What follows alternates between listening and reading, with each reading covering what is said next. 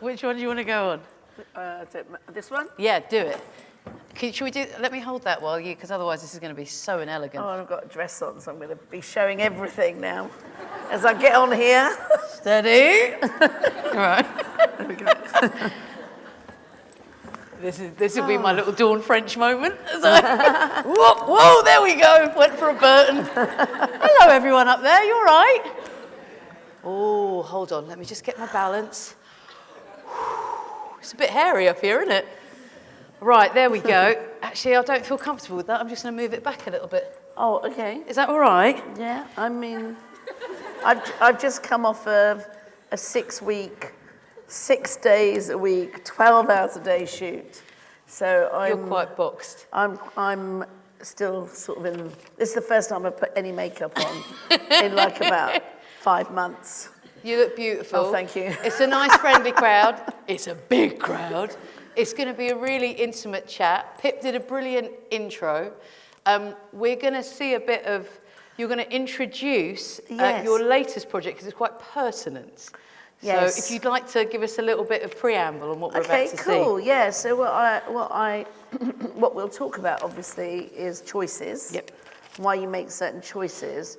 So this is the film that I've just been shooting. Very few people have seen it. This was a little teaser that was done for Cannes, for sales companies in Cannes. And it's only some of the footage. It's based on the first 3 weeks of shooting. But it will give you a good idea of where I'm at and contextualise our chat. Okay. It's 4 a.m. in New York, 4 p.m. in Tokyo, and 9 a.m. right here in Luton. You're listening to Radio Lubick.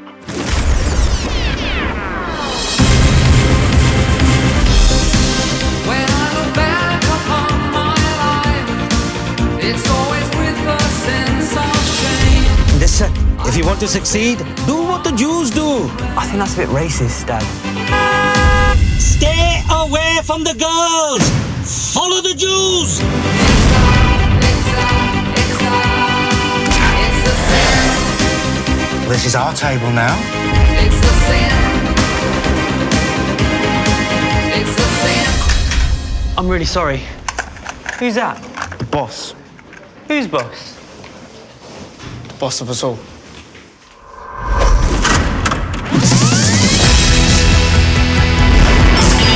Congratulations.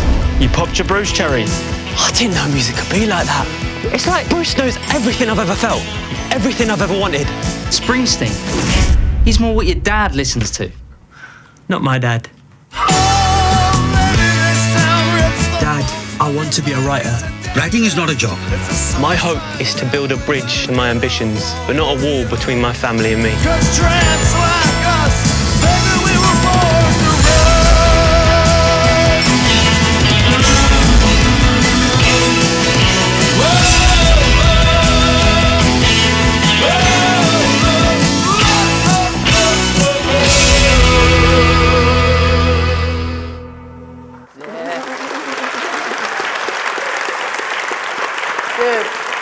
When's that coming out? So I've just started editing. Okay. So I'm hopefully going to get it ready for Sundance in January. That's fucking amazing. Thank you. And funnily enough, I was going to say at the beginning, just following Pip's introduction, I've been a massive fan for many, many years.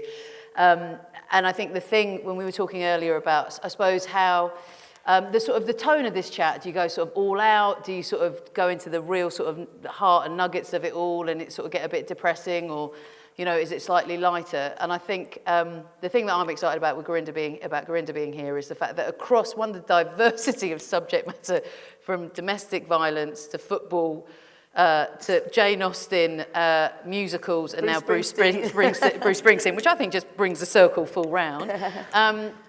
There's throughout all of your work, you can sort of there's a beating heart in it, and there is optimism inherent. Yeah. So there's always hope, and I think that's the most important thing. You sounded very gushy and very American, very Oprah, so I'm going to shut up and ask a first question, which is. Well, I think that's true. Okay, good. I think, but I think that comes out of the fact that people have always wanted to contextualise me differently to how I would contextualise myself.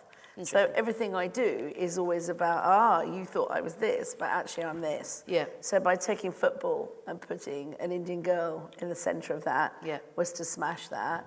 By taking Jane Austen and doing it the way I did was to sort of move away from the British sort of period dramas and saying, well, Jane Austen belongs to me. And now taking Bruce Springsteen and setting him in Luton in 1987. Natch. third term of Thatcher, 3 million unemployed, very scary time, a lot of NF stuff. But then again, that's unexpected. So there's a pattern which is about challenging people's perceptions and also challenging racism. That's what I've always done. That's why I do what I do. And obviously sexism as well. And then saying, you see, you got it wrong. You got us wrong. And now I'm going to show you why you got it wrong. And now I'm going to let you have a good time. And I'm going to give you a nice happy ending at the end. So you don't feel like you've had a mallet on your head. But I've made all my political points as I've gone along. So that sort of seems to be my pattern. And I think that's reflective of my journey in the industry. And have you found, I'm going to throw away these questions, I'm going to start riffing.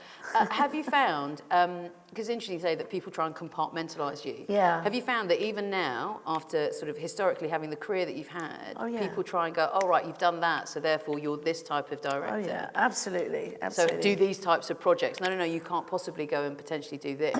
Well, I think, 25 years ago when I made my first feature, Bargee on the Beach, people might know this, I was the first Asian woman to make a feature film in Britain. And that's got to get a round of applause. But now, all those years later, that was what, 92, 93? Oh, this is going to depress me now, isn't it? Depressing. I'm still the only Asian woman making feature films in Britain. Only one who's doing it consistently as a living. Wow. So when people talk to me about statistics and diversity and all that, it's infuriating, actually. And I often say no to doing things like this, not because of this organisation, but more industry organisations, like BAFTA, for example, because you don't want to hear what I want to say. You guys aren't ready to hear what I want to say. And then there's a tough line because you can be brutally honest. I can be brutally honest. But there comes a point then when that, people run away from you even more. And that's the problem we have, we're sort of troublemakers, or we're too pushy, or we're above ourselves, or we think too big, or we, these are the labels we get. Whereas other blokes who sort of started around the same time as me, they're all like, ambitious and visionary and all those sort of words. So I feel that, definitely there is that.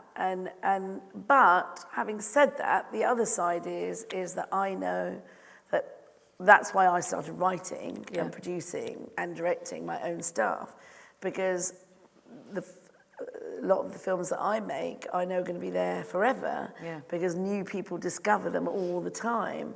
And so they, there's Beckham, there's Angus Thong's Perfect Snog. There's a lot of films that Pride and Prejudice, people revisit constantly. And so they have a longer life.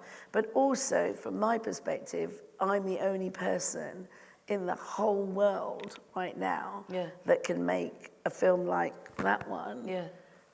The way I do, because no one else is me. No one else has that British, Asian, female perspective, on history, on Britishness, on Thatcher, on Bruce Springsteen, on whatever whatever the subject matter is. I have that unique voice. And I keep thinking there's going to be bad old days soon, and then there'll be good old days. And I'll be at those symposiums when they're the good old days, and I'm talking about the bad old days.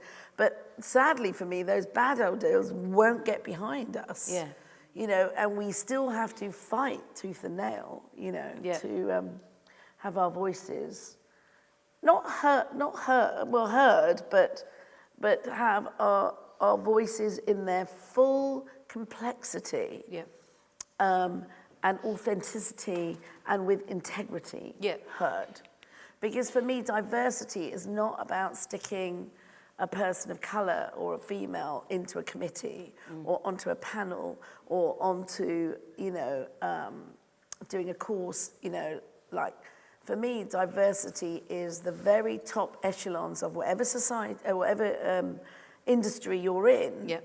is being able to hear from that person about that world from their point of view. Yeah. Honestly. Honestly, from their point of view. And that's the problem. Yeah. Because if you want to see the world from our point of view, Yeah. it means it's not your point of view. 100%. And so it takes very special people Yeah. in those positions of power to go, I know this isn't my perspective. Yep. I know I'm not a 18-year-old girl who wants to play football like David Beckham, Yeah. but I can see there's merit in that story, and I can see a lot of people who might like it, Yeah. Now, sadly, that film took me 4 years to get off the ground because Yeah. no one wanted to finance it, Yeah. And so that's an example of what I'm talking about in terms of voices. Sadly, I feel that we're not seeing so much amazing storytelling in whatever form, short form, long form, because we're not allowing those voices to breathe because we keep going with what's safe. So for this audience, which is full of some very young, fresh faces and older ones like ours, you talked about hopefully being at those moments of sort of good old days. Yeah. And that's hugely optimistic and hopeful, and we will get there, we 100% will. But the whole point of it, as you said, the horrific thing of you saying you are still the only person, only female Asian director who has made a British feature film, which is just fucking shocking, frankly. So that's in 25 years. I think there have been the odd woman, but not consistently. Yeah. I think that's the thing. The other thing, though, that's Yes. interesting in that context is that last year the BFI did a massive study across every single British film that had ever been made. Yeah. And they spoke to, they looked at the work of every single director, living and from the past, Yeah. working today, male, female, whatever, everything. Yeah. And one of the statistics that they came back and told me, and I was like, you're having a laugh, aren't you? The statistic that came back was that I was the most prolific British director working today. Like, compared to everybody, I was the one that had made the most films of every British director.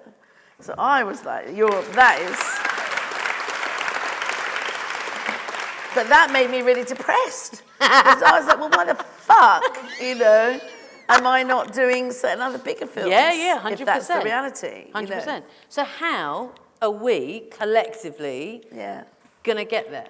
What's the stuff to do? Because it's the talking, and I don't mean you, but there's a lot of talk, and the talk is good because it's the first place.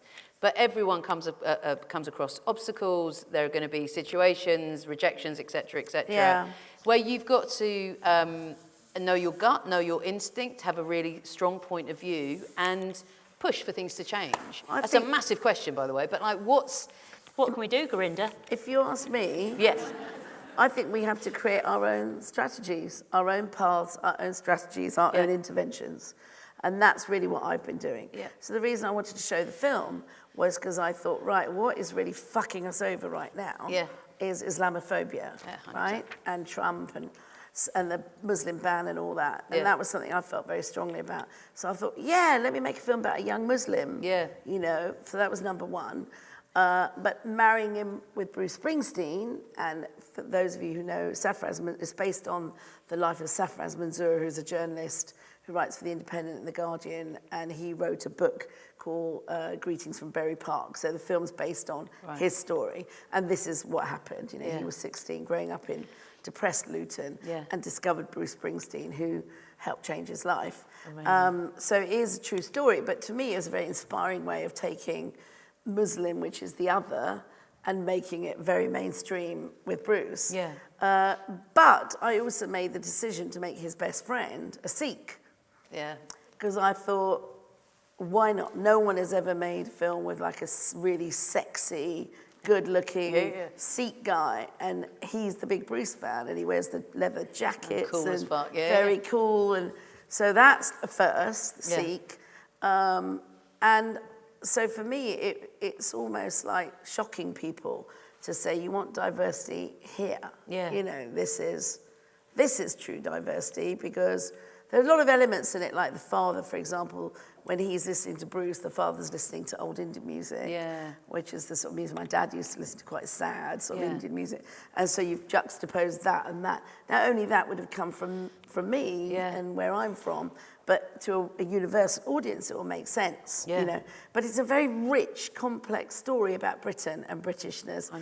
And it's also now become about 1980s Britain and the March for Jobs, as I said, the NF and the context in which we had grown up in. So it's a sort of a historical film for young people. Yeah. And the kids, like Javid, the lead, he's 19. Yeah. I had to teach him how to put a cassette in a Walkman. Oh. He didn't know That's what. heartbreaking. He was like, "What's this? Where does it go?" And I was like, "Oh my God." So I said, "So this is a cassette, and we used to get pencils. Yeah. They'd go like that." And he'd go, "Why would you do that?" And then this is where you put it in. And he goes, "Oh, it goes in there." Yeah. Honestly. And then there's also a shot where he puts a record on for the first time. So we just said, "Right, now you put the record on." And the cameras go, he didn't know how to put a record on. We felt so old. Anyway, he took this record and he just put his fingers all over it and was like forcing it on the thing, you know, the spindle. And we go, no. So then we said, "Look, you hold it on the side, you put it on carefully." He goes, "Oh." So it would have snapped the way he was doing it. Yeah. So that was interesting. So culturally, all that stuff is quite interesting. Yeah.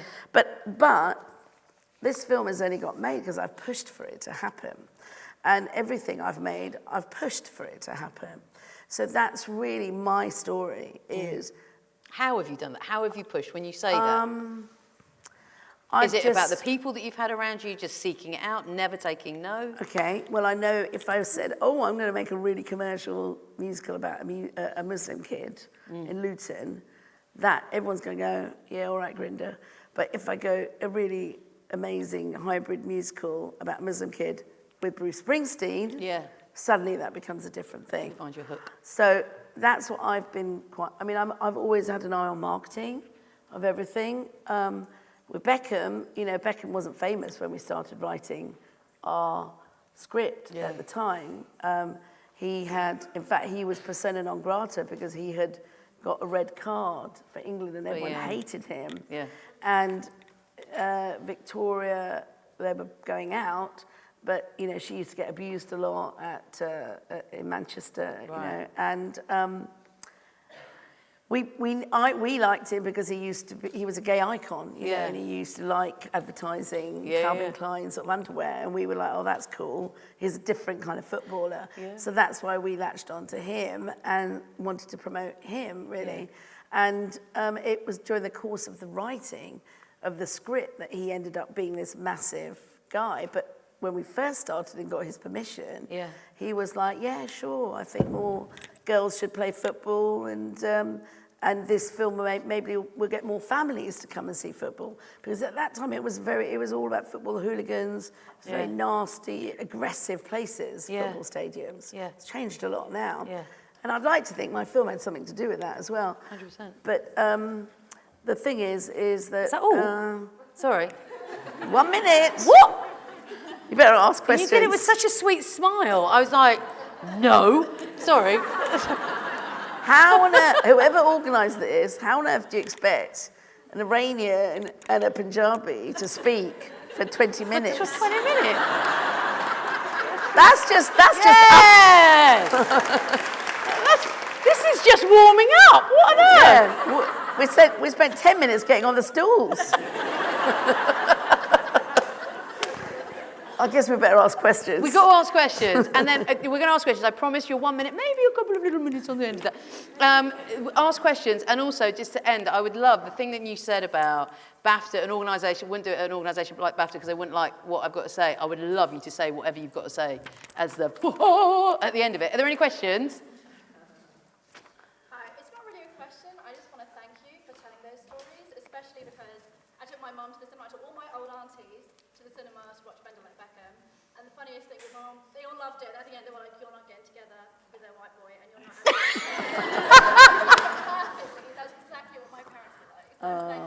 take them to see this one, and they'll say, you're not getting to go with a Muslim boy.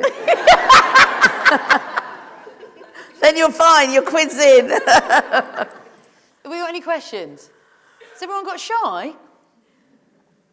That's all right, it's fine, because... Hi. My name is Amy Snow, Amy. and I just wanted to ask you, considering that, you know, you are the only, well, the prolific lady director in British filmmaking so far, do you mentor any... Oh yeah, all the time.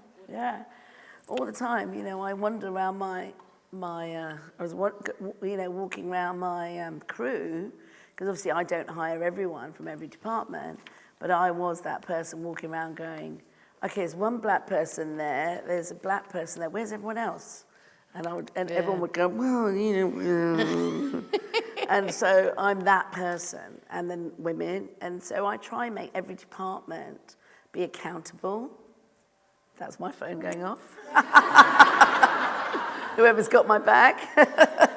I try and make people accountable, but honestly, in the short time, I would say the most important thing is strength in numbers. You know, like that Me Too campaign, I mean, that is banging. That is banging. I've never seen anything like that. And I've worked with Harvey Weinstein.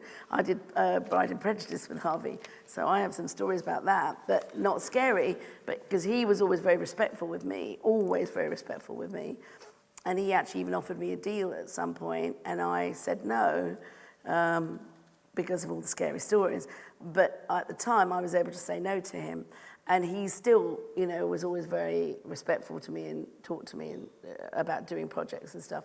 So for me, the thing is that when we come together collectively, that is the real power. That's the only way change is going to happen. And in these pockets, you know, when you're that one person who came up with that good idea, but someone else has run with it, someone has said, that's my idea, you know, you have to go to your peer group or your group that you've created and let off steam there and strategize better. You know, that's the only way on an individual level, is by having groups and having support, because ultimately you have to go into the fray and challenge, you know, and it's hard to challenge as an individual. You have to challenge as a group, and you also have to, you can walk, you know, do the talk, but you also have to rise to that.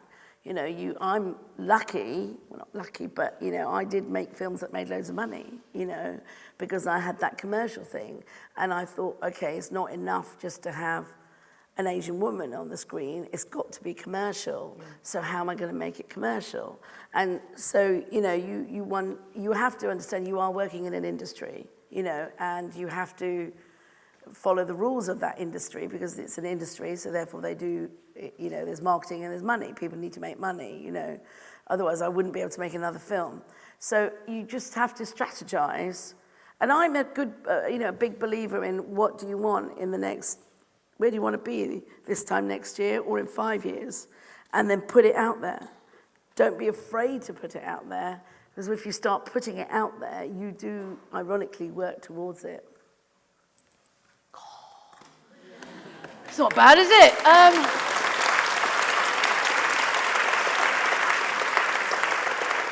I don't know how, and I don't know where, but we're going to do part 2 of this. It might be round my gaff. I'm not going to be able to get all of you in there, because I could listen to you all day. Let's start charging. Then we can make another movie. That sounds perfect. Big, incredible Gurinder Chandhar. Thank you.